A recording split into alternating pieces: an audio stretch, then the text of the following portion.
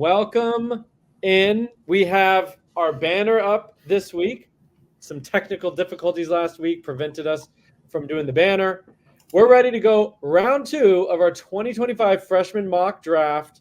And of course, we're looking at recruits through a fantasy football angle. So this draft is not simply who's the best, but also we are baking in what we think about their landing spot, what we think about their potential to score fantasy points for our college side of our C2C rosters, and that C2C stands for Campus2Canton. If you're unfamiliar with college fantasy football and you're just landing on this video, let me tell you, it's growing. And for right now, Underdog has college fantasy football best ball tournament going on. Go check that out at Underdog. But for now, let's get into our own freshman mock draft. These are guys who are going to be on campus about a year from now, getting ready to lace them up for the first time in college 1 year from now. I believe where we left off, we did a first round mock. And what that looked like was number 101, Bryce Underwood, quarterback headed to LSU. In summary, we think he's like the guy, one of the highest rated quarterbacks over the last 3 years for us. Very elite prospect. DeCorian Moore, wide receiver going to Oregon. He looks like a future top 10, top 20 NFL pick before he's ever even gotten to campus. Then we have probably, I would say, I think you guys might agree, that's like a tier of itself in terms of future, production and NFL potential. Would you agree there? Those top two are kind of in the class of their own? I would not know. I've been steadily saying I think Sinclair is right in that category. Okay, so you think St. Clair's in there, he went number 3. Tavian St. Clair going to Ohio State. He's a quarterback, looks really nice prospect as well.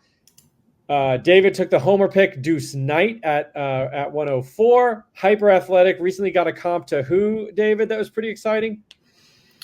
Anthony Richardson on 3, that big time comp there. And by the way, he just visited Auburn and Ole Miss, so see you later. Ooh, yeah, see you later. If you're taking visits after you're committed, that is not great for the committed team. And honestly, I think we can both agree for fantasy purposes, some of those other programs might be more exciting. Hassan Longstreet, I really like him. I like his potential. He's definitely not a finished product the way some of those other quarterbacks are, so he would be a tier below, but I took him because I was scrambling for a QB at that point at the 105. Keelan Russell headed to Alabama. A lot of people really like him. Went 106, so QB heavy here. First 5 out of the first 6 picks, QBs last time in round 1. David went Caleb Cunningham. I went Osume Chroma, who I think we all kind of are generally in consensus. He's the most likely to be a true workhorse RB1 at the next level at this point in the process. Vernell Brown going to Florida. A shocking Matt took a guy going to Florida, to be honest, but I guess he's believing in the talent. Jamie French to David at 110. Lincoln Cure to me at 111, which was panned last time on the show, but I still think he's one of the best tight end prospects in this class. I'm really excited about his potential. And Cleek Lockett rounding out the first round for David there, headed to Texas. So enough filibustering for me. That was the first round. Now we're on to round 2. And I'm going to throw it to you, Matt. 201. Who are you going with? Yeah. So this isn't going to be my highest graded player on the board currently, but if I don't take a running back now, I probably won't for quite some time. So I'll be going with Bo Jackson, running back committed to Ohio State. He's one of the 2 running backs in this class I actually kind of like. Very well built, very athletic already, 4-sport athlete, rocked up, chiseled guy. And I think he's a pretty smooth runner. He's not really a shifty guy. I wouldn't say he's that powerful of a runner either, but I think he's got pretty good vision, knows how to manipulate angles pretty well, and pretty good long speed as well. So I think there's a lot to like. Going to Ohio State, I don't really like the depth chart behind Henderson and Judkins. I think it's pretty weak. I was never really a fan of any of those guys as recruits. So I think Jackson will be the best talent available behind them, which could potentially lead to him being the starter there by year 2 or 3, hopefully. Yeah, he was definitely high on my list for this second round. Nice pick to lead us off. I agree with what you said. And I think, honestly, when you really look at that depth chart, and we've kind of mentioned this when we talked about Bo Jackson in kind of our singular player eval earlier this summer. That depth chart is not very impressive after the two guys leave this year going to the NFL. So I absolutely agree. He can get playing time as a freshman, and then it's all downhill from there. So a nice pick there with 201. And now it comes to me. And of course, I've dug myself into a bit of a QB hole. I think you guys both left round one with 2 QBs each. I only had 1. Give me Matt Zollers. Maybe not the most explosive quarterback in this class, but he's a golfer. He's a 4 or 5 sport athlete. He ranks very high on athleticism, kind of composite score, which takes into account a lot of things, including how many sports you play in high school, as well as metrics testing. And over 90 percentile athletic score for us tracks really well with future NFL potential. He's also ranked very high in general. I like his game. I mean, I do like the tape. He's just not quite as athletically freaky or explosive of an athlete, but I think he's good.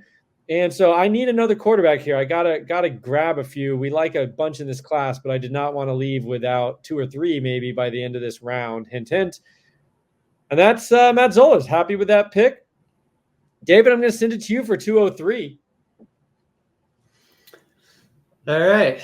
Things are getting a little murky here. Gotta say, don't love anyone at this point. I don't know. God, I was thinking about Harlan Berry. He's just so freaking small. It's so rough for me to do that. I think I'll go. I don't know. Let's go with Taylor Taylor here. We actually like his tape quite a bit. I like his footwork. I think he's pretty refined. He's got to get stronger, and he's got to produce more as a senior. He's a little bit behind in that regard for a top guy, but I just think I think he'll be able to separate pretty well.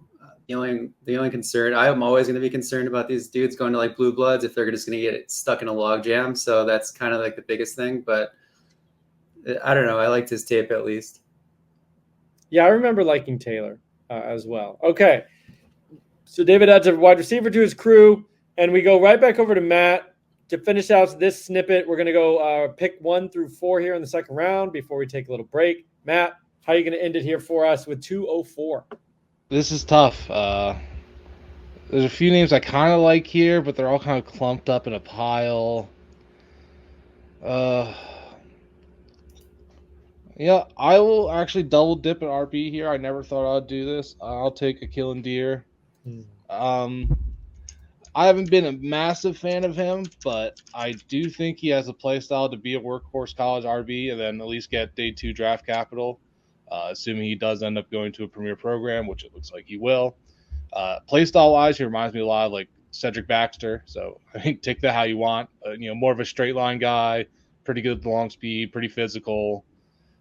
So I do think there's a good bit to like about his game. It's just not the overly exciting to me, but I think it's a pretty good value here, mid second round or early second round. But yeah, I'm pretty happy with it. Well, you just took the 2 running backs that really the only 2 guys I thought would maybe go in the second round. So congratulations, you've got them. You've stacked your team with some running backs here. I don't know if I'll take a running back for the rest of the round. We shall see. This has been the official